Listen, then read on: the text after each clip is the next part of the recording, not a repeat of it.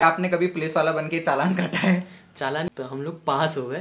तो जो हमारे जस्ट बगल में जो गाड़ी चल रही थी उस गाड़ी वाले को रोक लिया उन लोगों ने। उन्होंने कहा कि जाओ जाओ। जरूरी है कि एक तो आप इंडियन हो, नहीं कोई रिटर्न एग्जाम नहीं होता। वो करेंगे, जिसकी हाइट कम होगी उन लोगों को पहले ही निकाल दिया जाएगा। वो करवाना चाहें जब तक आप खत्म नहीं हो जाए। बिल्कुल। क्या आर्मी से लगभग उसी के जैसा होता है ऐसा कुछ? बिल्कुल उसी के लेवल का होता है। बिल्कुल, क्योंकि वो आपका पूरा का पूरा वर्कआउट करा देंगे 1 हफ्ते का में आपको चिंता करने की कोई जरूरत नहीं है। 50 नंबर पूरे जाते हैं। पूरे ही जाते हैं। एनसीसी को कोई जैसे दोस्त का पंगा हो गया हो तो आपने ऐसा पुलिस वाला बन करके जा करके डराया हो करके? नहीं, हमने है ना, मैंने कहा कि गाड़ी तेज क्यों चला रहा है ना। और मेरा क्या पूरा पैक था, मैं हेलमेट में। अच्छा। हाँ, और मास्क भी लगा रखा था। अभी थोड़े दिनों पहले की बात है। गाड़ी तेज क्यों चला रहा है, हेलमेट कहाँ है तेरा? कहा कि sorry sir sorry sir. So hey guys, how are you? This is Naman Paliwal and आपका हार्दिक स्वागत है हसलर्स टॉक्स के एपिसोड नंबर 3 के अंदर। So guys, आज का एपिसोड थोड़ा सा लेट आ रहा है बिकॉज एक्चुअली हमारा थोड़ा गैप लग गया, बट ये इंपॉर्टेंट है, बहुत इंटरेस्टिंग एपिसोड है बिकॉज आज हमारे साथ हैं एनसीसी के under officer RTU college Rajasthan technical university के कॉलेज के under officer mister Tanish Sharma boss. Thank you Naman. And boss जो है हमारे फाइनल ईयर में है और अभी जस्ट ग्रेजुएट होने वाले एग्जाम्स के बाद। सो सबसे पहले welcome boss to studio. Thank you Naman. And boss thank you so much for coming in our studio because जैसे हमने कॉल किया कि बॉस आपको स्टूडियो आना है शूटिंग के लिए, उन्होंने कहा हाँ भाई आ जाऊंगा, कोई टेंशन नहीं है। Thank you boss. So boss start करते हैं स्टार्टिंग से, थोड़ा सा आप अपने बारे में बताइए हमारे व्यूवर्स को। Okay, so my name is under officer Tanish Sharma. Currently I am pursuing my bachelors of degree in Rajasthan technical university Kota and I am a final student. So this is yeah short and sweet है। Yeah सो कि what is NCC, कि अगर हम NCC को define करेंगे NCC है क्या? तो एनसीसी की फुल फॉर्म होती है नेशनल कैडेट कोर। ओके, तो इसकी स्थापना हुई थी 16 जुलाई 1948, in English 16 July 1948। Okay, after recommendation of Pandit Hridaynath Kunzru committee. Okay, ये जो एनसीसी है डिफेंस मिनिस्ट्री के अंडर आती है। ओके, और इसकी जो एक्सपेंडिचर है वो सेंट्रल गवर्नमेंट और स्टेट गवर्नमेंट दोनों करती है। कोलैबोरेशन में होता है। ओके, है ना। ठीक, तो ये ब्रीफ था एनसीसी के बारे में। जी। सो बॉस अगर किसी को अप्लाई करना हो या कौन अप्लाई कर सकता है? जी, तो इसके लिए जरूरी है कि एक तो आप इंडियन हो, या ऑब्वियस सी बात है। तो एक तो आप इंडियन हो, दूसरा आप स्टूडेंट हो किसी कॉलेज के जहाँ पर एनसीसी चलती है। ठीक है। अगर आप कॉलेज में पढ़ते हैं तो आप सीनियर डिवीजन में होंगे, अगर आप स्कूल में पढ़ते हैं तो आप जूनियर डिवीजन में होंगे। इसके 2 डिवीजन होते हैं। ओके, तो अपने राजस्थान के अंदर मेनली आर्मी विंग और एयर विंग है। ओके, वैसे एनसीसी के अंदर 3 विंग होती हैं, army wing, navy wing, air wing. Okay, और तो अपने यहाँ राजस्थान के अंदर एयर विंग और आर्मी विंग मेनली है। ओके, नाउ अब अपने जो कोटा के अंदर की बात करता हूँ मैं, तो हमारे यहाँ आर्मी विंग और एयर विंग है जी। तो और कॉलेज की बात करें तो उसके अंदर आर्मी विंग है जी। ओके, और एयर विंग के भी कैडेट्स मिलेंगे लेकिन वो ओपन वैकेंसीज के लिए अप्लाई कर सकते हैं। ओके, तो आर्मी विंग के लिए रेगुलर हर साल होते हैं, एयर विंग के लिए जब अगर ओपन वैकेंसीज होती हैं तो आपको बुलाते हैं जी। बॉस अगर किसी को अप्लाई करना हो तो कैसे अप्लाई कर सकते हैं? नॉर्मली आप अप्लाई कर सकते हैं जब कंडीशंस नॉर्मल हुआ करती थी तो जुलाई एंड अगस्त स्टार्टिंग में इसके एडमिशन्स होते थे। बिल्कुल। ओके, तो आपको आना होता है, प्रैक्टिकल एग्जाम होता है एक, वो देना होता है और आपका सिलेक्शन हो जाता है। अच्छा, मतलब प्रैक्टिकल एग्जाम के बाद सिलेक्शन, कोई रिटर्न एग्जाम नहीं है? नहीं, कोई रिटर्न एग्जाम नहीं होता। Okay, so boss my next question is कि क्या फिल्ट्रेशन प्रोसेस रहता है? इसके लिए फिल्ट्रेशन प्रोसेस रहता है, मैं आपको बताऊं। अगर हमारे कॉलेज की बात करूं तो मैं जी, ठीक है, तो जेसीओज आते हैं और सोल्जर्स आते हैं 14 राज बटालियन एनसीसी कोटा से, वो आते हैं और जो एक पर्टिकुलर डेट होती है उस दिन आएंगे, आपको फिल्टर करेंगे एज पर योर फिटनेस।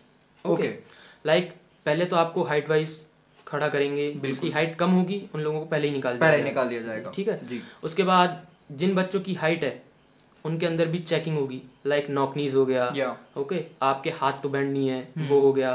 दूसरी बात फ्लैट फुट होता है, फ्लैट फुट हो गया, है ना। और अगर आपको कोई सीरियस मार्क है या फिर इंजरी हुई है पास्ट में तो उसके बारे में आपको पूछेंगे। उसके बाद आपका प्रैक्टिकल एग्जाम चालू होता है। ठीक, तो उसके अंदर सबसे पहले होता है 600 मीटर की रेस। ठीक, उसके बाद होते हैं पुशअप्स, पुलअप्स, क्रंचेस और जो भी वो करवाना चाहें जब तक आप खत्म नहीं हो जाए। बिल्कुल, मतलब पूरा निचोड़ देते हैं, कह सकते हैं जी। तो बॉस मुझे ये पूछना है कि जो ये फिटनेस का जो पूरा फिटनेस ये एग्जाम होता है, टेस्ट होता है, तो ये क्या आर्मी से लगभग उसी के जैसा होता है ऐसा कुछ? बिल्कुल उसी के लेवल का होता है। बिल्कुल, क्योंकि आते हैं 400 to 300 स्टूडेंट्स जी पार्ट लेने जी, और वैकेंसीज होती है 19। उसके अंदर से भी आप 1/3 गर्ल्स के लिए रिजर्व होती हैं और 2/3 बॉयज़ के लिए होती है। इस साल की बात करें तो 19 वैकेंसी हैं अपने कॉलेज के अंदर जी। उनमें से 12 वैकेंसी जाएंगी बॉयज़ को और बाकी की जो 7 है वो जाएंगी गर्ल्स के लिए। वो गर्ल्स के लिए जाएंगी जी। सो ये एक क्वेश्चन जो एक जूनियर ने पूछा है बॉस कि एक आइडियल कैंडिडेट क्या होना चाहिए या वो एनसीसी के लिए। आइडियल कैंडिडेट वो होना चाहिए जो कि पूरी तरीके से फिजिकली फिट हो, डिसिप्लिन्ड हो और डेडिकेटेड हो। ये 3 चीजें हैं। बाकी तो आप लोग हम लोग बना देते हैं जी बिल्कुल। सो माय नेक्स्ट क्वेश्चन है कि जो सर्टिफिकेट्स भी होते हैं एनसीसी के अंदर like certificate A, B and C, तो उसके बारे में थोड़ा सा बताइए। ओके, तो जो A, B and C certificates होते हैं ये सर्टिफिकेट्स तब मिलते हैं जब हम लोग इनका एग्जाम देते हैं। बिल्कुल ओके, तो A और B सर्टिफिकेट्स हम लोग जूनियर डिवीजन में जब हम लोग स्कूल में होते हैं तब भी ले सकते हैं। अच्छा। और C सर्टिफिकेट जब हम लोग सीनियर डिवीजन में होते हैं तभी मिलता है, यानी कि कॉलेज में। बिल्कुल ठीक है। तो अब बच्चा बोलता है कि मेरी तो स्कूल में थी नहीं, मुझे तो कॉलेज में आके मिली है। हाँ बिल्कुल। तो उसके लिए ये होता है कि 3 साल का कोर्स होता है एनसीसी का कॉलेज के अंदर और स्कूल के अंदर होता है 2 साल का। ठीक है।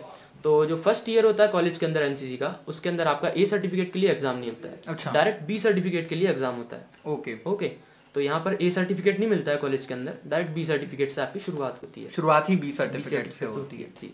लेकिन आपको 1 ईयर का पूरा ट्रेनिंग पीरियड कंप्लीट करना होता है, तभी आपको B सर्टिफिकेट मिलेगा, अदरवाइज आप नहीं जा सकते आगे। लाइक अब जैसे मान लीजिए बच्चा बोलता है कि मेरे पास A भी है और B भी है, तो वो डायरेक्ट कॉलेज में आएगा, उसको अप्लाई करेगा, सर्टिफिकेट दिखाएगा कि सर मैं पहले भी एनसीसी का पार्ट रहा हूँ, मुझे आगे भी कंटिन्यू करना है, तो उसके पास प्रिविलेज होता है एक। अच्छा, प्रायोरिटी होती है या और लोगों के कंपैरिजन, फ्रेशर्स के comparison. So boss my next question is कि जो BNC सर्टिफिकेट अगर किसी को चाहिए तो हमें कितने कैंप्स करने चाहिए? कितने कैंप्स करने चाहिए? तो ये क्वेश्चन मैं आपको बताता हूँ, बहुत ही आसान है। इसके लिए आपको 2 कैंप करने होते हैं। एक तो होता है B सर्टिफिकेट के लिए एक कैंप, C सर्टिफिकेट के लिए एक कैंप। लाइक जब आप जूनियर डिवीजन में होंगे स्कूल में तो A सर्टिफिकेट के लिए एक कैंप और B सर्टिफिकेट के लिए एक कैंप। ठीक है। तो टोटल 2 सर्टिफिकेट 2 कैंप। ठीक है ना। और बाकी एक्स्ट्रा आप जितने करने चाहें उतने कम है। माय नेक्स्ट क्वेश्चन इज कि BNC सर्टिफिकेट लेने के लिए हमें कितने कैंप्स कंपलसरी करना है? तो B एंड C सर्टिफिकेट लेने के लिए हम लोगों को 2 कैंप करने होते हैं। C सर्टिफिकेट के लिए, B सर्टिफिकेट के लिए एक कैंप अगर आप सीनियर डिवीजन में हैं तो, और अगर आप जूनियर डिवीजन में हैं तो A सर्टिफिकेट के लिए एक कैंप और B सर्टिफिकेट के लिए एक कैंप। ठीक है। ये मिनिमम है। ओके। मैक्सिमम कोई लिमिट नहीं है। ओके। जस्ट लाइक आप लोग अटैचमेंट कैंप कर सकते हैं कितने भी, है ना। आर्मी थल सैनिक कैंप कर सकते हैं, माउंटेनियरिंग कैंप हो गया, साइकिलिंग एक्सपीडिशन हो गया, उसके बाद ट्रैकिंग कैंप हो गया, पैरासेलिंग कैंप हो गया, उसके बाद जो मेन कैंप आते हैं, मतलब जिन लोगों को नेशनल कैंप्स बोलते हैं, नेशनल कैंप, तो इसके अंदर आ गया IM अटैचमेंट कैंप हो गया, OT अटैचमेंट कैंप हो गया, उसके बाद आपका आ गया RDC Republic day parade camp. Okay. उसके बाद आता है अपना, उसके बाद YEP यूथ एक्सचेंज प्रोग्राम। इस कैंप को करने के लिए आपको फॉरेन कंट्रीज में भी जाने का मौका मिलता है। मतलब एनसीसी कितने सारे फायदे, बहुत सारे फायदे। मैं नेक्स्ट क्वेश्चन यही था कि एनसीसी के बेनिफिट्स क्या हैं पहले तो कॉलेज लाइफ में। ओके, कॉलेज लाइफ में ये है कि आपको ड्रेस मिलती है जो कि आपको दूसरे और स्टूडेंट से बहुत अलग बनाती है। ओके, देख ही सकते हैं आप, है ना। नहीं ऐसी कोई बात नहीं। और दूसरी बात ये है कि आप फिटनेस का हमेशा मेंटेन रहेगी। ओके, आपको अपनी फिटनेस की चिंता करने की कोई जरूरत नहीं है। आप भले ही संडे में एक परेड होती है, एक परेड में वो आपका पूरा का पूरा वर्कआउट करा देंगे, एक हफ्ते का वर्कआउट करा देंगे। उसके बाद ये फायदा होता है कि आप डिसिप्लिन हो जाते हैं, डेडिकेटेड हो जाते हैं अपने काम के प्रति, है ना। और भी आपके अंदर ऑफिसर्स लाइक क्वालिटीज डेवलप होती हैं। और उसके बाद के लिए भी बहुत सारे फायदे होते हैं। हम लोग टाइम मैनेजमेंट करना सीख जाते हैं बहुत अच्छी तरीके से, हाँ, है ना। और भी है। तो एक डेका वाला मेरे पास क्वेश्चन है कि एक जूनियर ने पूछा था कि क्या डेका में इसके मार्क्स जुड़ते हैं? डेका में आपको चिंता करने की कोई जरूरत नहीं है, 50 नंबर पूरे जाते हैं। पूरे जाते हैं। एनसीसी का सबसे मेन तो ये है। ठीक है। तो boss my next question is कि क्या जब कॉलेज लाइफ खत्म होगी उसके बाद हम जॉब्स में जाएंगे, कोई कंपटीशन एग्जाम्स में बैठेंगे, वहां भी फायदा एनसीसी का? बिल्कुल फायदा है। जैसे कि आप आर्मी की पर्टिकुलर बात करूं मैं, तो एनसीसी स्पेशल एंट्री होती है। अच्छा। ओके, उसमें केवल और केवल एनसीसी कैडेट्स को ही बुलाया जाता है ना। तो एक तो एंट्री सीधी आपको वहाँ पे आर्मी के अंदर दिला रही है। एयरविंग कैडेट्स के लिए होती है FCAT एंट्री। उसके अंदर भी अगर आपके पास एनसीसी C सर्टिफिकेट है मिनिमम B ग्रेड के साथ, ओके, तो आपको डायरेक्ट एंट्री मिलती है। बस SSB क्लियर करना है और आपकी entry. Same process for navy also. Okay. उसके बाद पैरामिलिट्री फोर्सेस के अंदर हम लोगों के लिए रिजर्वेशन होता है। ओके। जैसे कि मान लीजिए आपने सी सर्टिफिकेट क्लियर कर लिया है, तो उसके बाद आपको 5% का रिजर्वेशन मिलेगा। अगर बी सर्टिफिकेट है आपके पास तो 3% का मिलेगा, और ए सर्टिफिकेट है तो नॉर्मल 1% का रिजर्वेशन होता है। ठीक है, तो ये तो होगी आर्मी और डिफेंस बैकग्राउंड की बात। और जो दूसरी होती है स्टेट गवर्नमेंट या फिर सेंट्रल गवर्नमेंट की दूसरी जॉब्स जी, बिसाइड आर्म फोर्सेस, ओके, तो उसके अंदर भी हम लोगों को प्रिविलेज मिलते हैं। उनमें भी प्रिविलेज है जी। कुछ परसेंट रिजर्वेशन है। हाँ, कुछ परसेंट, हर जॉब का अलग अलग रिजर्वेशन है जी। ठीक है। So boss, my next question is कि एज अ एनसीसी होल्डर, ठीक है, आपकी क्या जिम्मेदारियां रहती हैं कॉलेज फेस्ट में, कॉलेजेस के अंदर? ये बहुत अच्छा क्वेश्चन है। नॉर्मली हमारी जो जिम्मेदारियां होती हैं वो डिसिप्लिन मेंटेन करने की होती है और सिक्योरिटी इश्यूज को लेके होती है। हम लोगों को जो कॉलेज इवेंट हो रहा है उस दौरान देखना होता है कि कहीं पे कोई इनडिसिप्लिन तो नहीं कर रहा है, कोई इवेंट को नुकसान पहुंचाने की वो तो नहीं कर रहा है, कोशिश तो नहीं कर रहा है। ओके, लाइक एक तरीके से आप ये मान लीजिए कि कॉलेज का पूरा डिसिप्लिन इवेंट्स के दौरान एनसीसी कैडेट्स के ऊपर होता है। डिसिप्लिन जो भी है वो सब आप लोगों के हाथ में रहेगा, ऐसा। So my next question is, as a student हमारी क्या ड्यूटी रहनी चाहिए हमारे देश के प्रति? हमारे देश के प्रति एज ए स्टूडेंट हमारी ये ड्यूटी बनती है कि हम लोग अच्छे से पढ़ाई करें, ओके, अच्छे जॉब करें। ये जरूरी नहीं है कि हर आदमी अपनी देशभक्ति दिखाने के लिए सरहद पर जाके लड़ाई करे। बिल्कुल, वो काम वही कर सकता है जो कि फिजिकली फिट हो, डेडिकेटेड हो, जिसका मेंटली फिट हो। या तो एज एन स्टूडेंट हम लोग अच्छी पढ़ाई करेंगे तो हमें अच्छी जॉब मिलेगी, अच्छी जॉब मिलेगी, अच्छी तनख्वाह मिलेगी, अच्छी तनख्वाह मिलेगी तो इकोनॉमी बूस्ट होगी। बिल्कुल, है ना, हमारा जो लेवल है वो रेज होगा। ओके, हम आसपास के लोगों को जागरूक कर सकते हैं, मोटिवेट कर सकते हैं। ओके, सोशल वेलफेयर के लिए काम कर सकते हैं हम लोग। ओके, जैसे कि हम लोग जो गरीब बच्चे हैं उन लोगों को पढ़ा सकते हैं। हाँ बिल्कुल, दिस तो ये इस टाइप के हम कर सकते हैं। या सो थैंक यू बॉस। बॉस, अब आखिर में कुछ अच्छे से कॉमेडी वाले क्वेश्चन पूछते हैं ना आपसे थोड़े, है ना। तो ये क्वेश्चंस कुछ मैंने सोचे, कुछ मेरे पास आए हैं इंस्टाग्राम पे, ठीक है। पहला क्वेश्चन तो ये कि आपने कभी पुलिस वाला बन के चालान काटा है? चालान नहीं काटा है, चालान से बचे जरूर हैं, कई बार बच गए। एनसीसी का नाम लेके कि पुलिस वाला बन? पुलिस वाले का नाम नहीं, पुलिस वाला बन के नहीं, बस हमारे पास ड्रेस थी। तो क्या हुआ था मैं आपको बताता हूँ जी, कि हम लोग पास हो रहे थे, केशवपुरा सर्किल बीच में पड़ा, तो हम लोग आ रहे थे यूनिट से फायरिंग करके, तो बंदूकें भी थी? हाँ, बंदूकें थी। .22 mm राइफल होती है। अच्छा, ओके, तो उसको लाइंग पोजीशन में हम लोग 25 यार्ड पे से फायर करते हैं। तो उस टाइम मेरा और अल्पेश जूनियर है जी, है ना, हम दोनों का वो था क्या बोलते हैं, टेस्ट, फायरिंग टेस्ट बोल सकते हैं उसको, है ना, प्रैक्टिस थी, प्रैक्टिस थी। तो हम लोग वो करके आ रहे थे, केशवपुरा सर्किल पास हुआ, वो लोग चालान काटने के लिए रोक रहे थे सभी लोगों को, है ना। तो हम लोग क्या ड्रेस में थे पूरी की पूरी, तो हमारे पास गलती ये होगी कि उस टाइम हेलमेट था नहीं, है ना। हम लोगों ने कैप लगा रखी, ठीक है।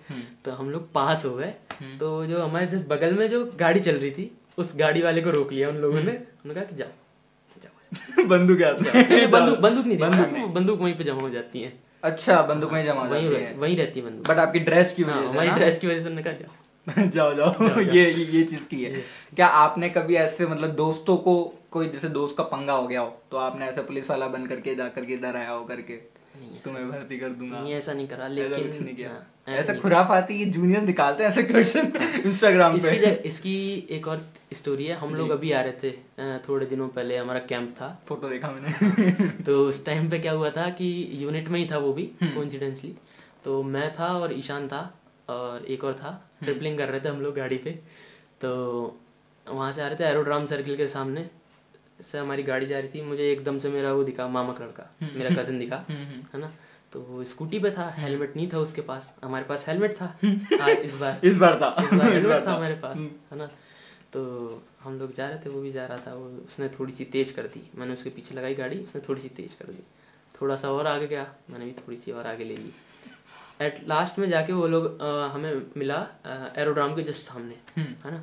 मैंने कहा कि गाड़ी तेज क्यों चला रहा है ना। और मेरा क्या पूरा पैक था मैं हेलमेट में, अच्छा, हाँ, और मास्क भी लगा रखा था, अभी थोड़े दिनों पहले की बात है। गाड़ी तेज क्यों चला रहा है, हेलमेट कहाँ है तेरा? कहा कि सॉरी सर सॉरी सर, और उसने फटाफट से गाड़ी निकाल ले गया, सॉरी गाड़ी निकाल, तो गाड़ी निकाल ली, गाड़ी निकाल ली। उसने देखा नहीं आपको? हाँ, उसने देखा नहीं, वो पहचान नहीं पाया, वो ड्रेस में ऐसे लग रहा है। ठीक है, तो ये कुछ किस्से थे, सुन लिया आप लोगों ने। सो thank you so much boss, बहुत अच्छा लगा आपका इंटरव्यू लेके, और आई होप आप सभी को इंटरव्यू पसंद आएगा, बिकॉज बहुत ज्यादा नॉलेज है इसमें, बहुत ज्यादा इन्फॉर्मेशन है। थैंक यू बॉस, एंड बहुत अच्छा लगा आप आए ऑफिस में, शूट किया हम लोगों ने, और जूनियर्स के लिए कुछ नया नया कंटेंट बना रहे हैं। थैंक यू, अपने इतना बिजी शेड्यूल में से टाइम निकाला। Thank you Naman for providing this great content to your juniors and all other. Thank you boss, thank you. It means a lot to us.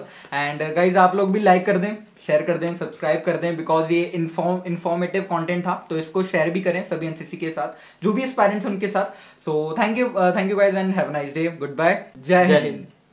Thank you. तुझ पे कोई गम की आँच आने नहीं दूं, तुझ पे कोई गम की आँच आने नहीं दूं. कुर्बान मेरी जान तुझ पे शाद रहे तू, कुर्बान मेरी जान तुझ पे शाद रहे तू. है वतन वतन मेरे आबाद रहे तू, मैं जहाँ रहूँ जहाँ में याद रहे तू.